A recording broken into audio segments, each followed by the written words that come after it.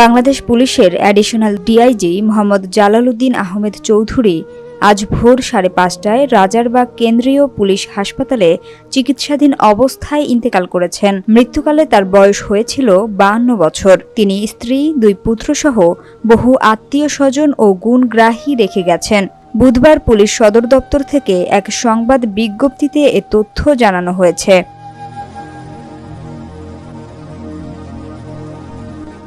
Police সদর দপ্তর জানায়, মরহুমের জানাজা বুধবার সকালে রাজারবাগ পুলিশ লাইন্সে এসআই শিরু মিয়া মিলনায়তনে অনুষ্ঠিত হয়। জানাজায় inspector general of police Bangladesh Baharul Alam BPM, ঢাকাস্থ পুলিশের বিভিন্ন ইউনিটের প্রধান, পুলিশ কর্মকর্তা ও সদস্য এবং মরহুমের সহকর্মী ও আত্মীয় স্বজনরা অংশগ্রহণ করেন।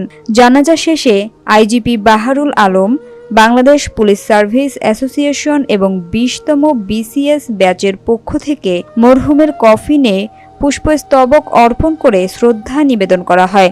মরহুমকে অফিসিয়াল ফিউনারেল দেয়া হয়।